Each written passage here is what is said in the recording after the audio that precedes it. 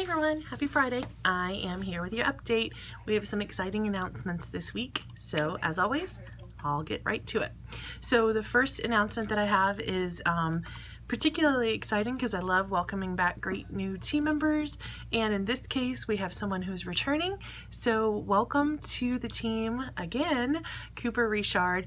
She left us a few months back to have a baby and wasn't sure where she was headed with her career, and turns out she's headed back here. So we're really excited to have her back as a customer care team member, and she starts next Tuesday. So again, welcome back, Cooper.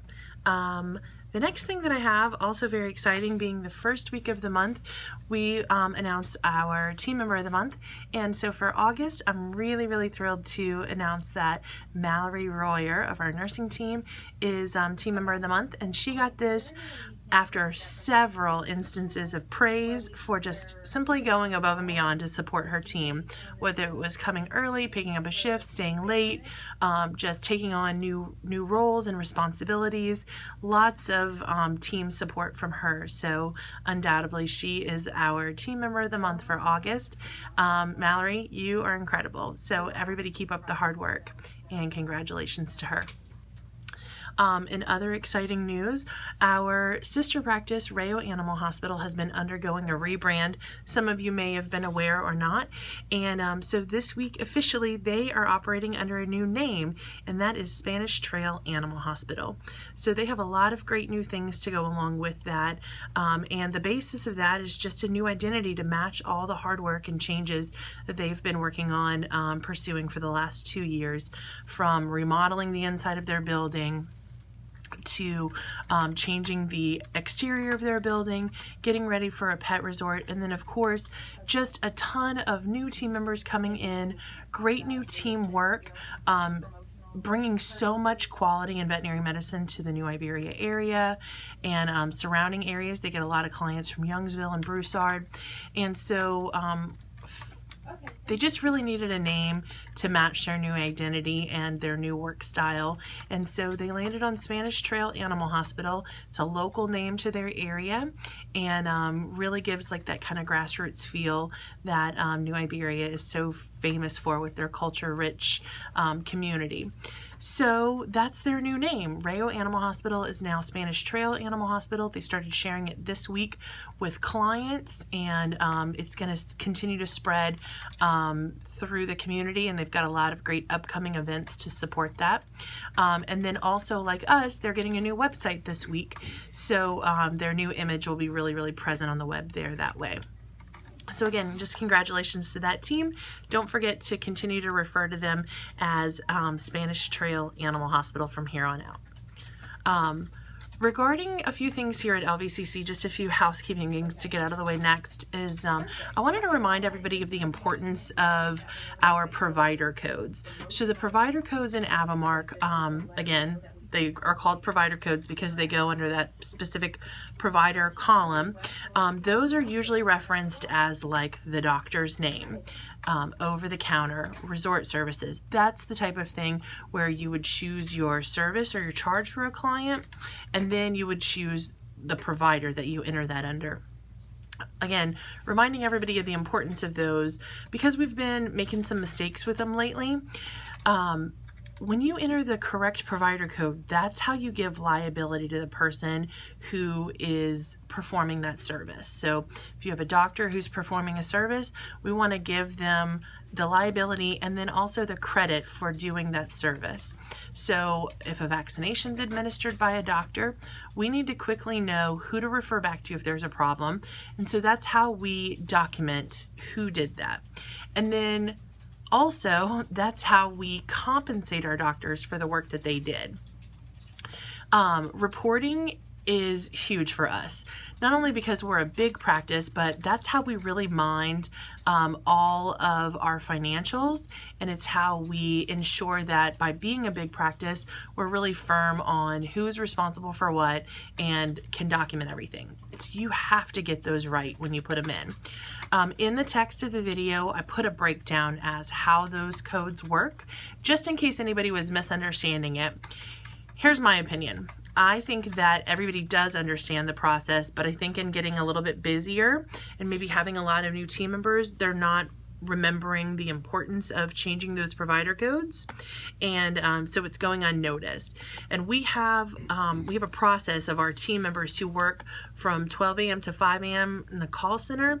They're responsible for going through and just double checking to make sure that all those codes were correct. In other words, the doctor who took the patient in or whatever type of product was dispensed was put under the correct provider code. Well, their job has just become overwhelmingly just inundated with fixing these things. So I know on the front end, when you're first entering those codes, we can do a lot better job at being more accurate with those things. Just a mental note, make sure that you realize how important it is so that you won't forget to do it. Again, documenting exactly what you did and who you did it. We never forget to put notes in, so don't forget to fix the provider code, and remember that that's how our doctors are compensated, so you have to be accurate with that. Okay, so the next issue is we've been having trouble tracking which nurses have discharged patients.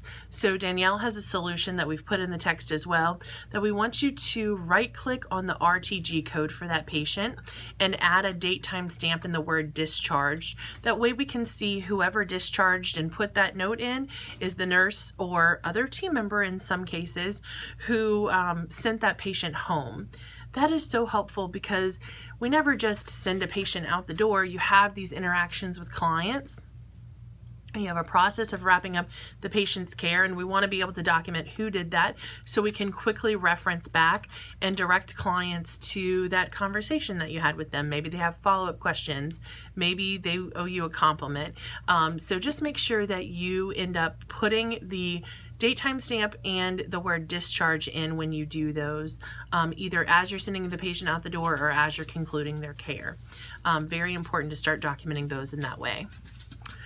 Next up, regarding iCare, our new payment processing, I wanted to remind everybody that as we're doing these, clients may find that they're able to come back and pay those off early. We want to make sure that if that's the case, that you actually process their payment through the iCare terminal and not through CardWorks, our credit card terminal. In other words, they're not paying us, they're paying iCare first, and then we get our payment from them. So you have to make sure you do that in that way. And then also, if somebody's paying off early, there's a specific process on how you actually calculate which payments that they are going to pay off and what they owe.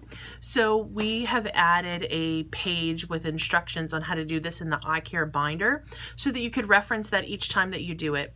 Finally, after you calculate their correct payments and process that through the iCare terminal, then the last step is you actually have to email iCare to ask them to terminate that client's payment plan. Otherwise, they may continue to be deducted. So you have to fix that part too. Again, to make that easy to remember for people who only do that occasionally, or for team members to just jump on board with that new process, Beryl has made a cheat sheet for you of kind of a step-by-step on how to do that, and it's in that iCare binder for you to reference each time that you do that. On a similar note, we are having a ton of success with iCare, which is probably why we keep talking about it, because it's just really going well. And although we're learning along the way, we are, again, having a great amount of success with it. So we're at the point now where we want to start looking at our care credit program. And ultimately, I feel like we're going to end up discontinuing that. And definitely at this point, we don't want to be processing any more new care credit applications. So we don't even offer that anymore. All we're doing right now is accepting it as a form of payment for those who come to us and already have it. I'll be in the process soon of taking care credit off of our website and taking our name off of the care credit website as a provider who would accept that. We're just going to begin to phase it down, and I'll tell you more about that as we get closer, but right now what you need to know is we're just not processing any new Care Credit applications. If somebody came to us in need of some type of financing, our first stop is always going to be iCare now. Second stop is going to be Scratch. What we won't do, again, any new Care Credit application processing, and we certainly now, with all the success we have with iCare, will not be doing any in-house payment plans. So we'll be removing that document as well to make sure that nobody's using that anymore. Okay, that's all I have for this week. An easy update because we've had a great week and we're doing amazing as a team. So keep up the great work. Congratulations again to Mallory, our team member of the month. We are so proud of you, and I'm proud of everybody else for all your hard work and making us so successful as a team. Thanks, and take care. Have a great weekend. Bye, everybody.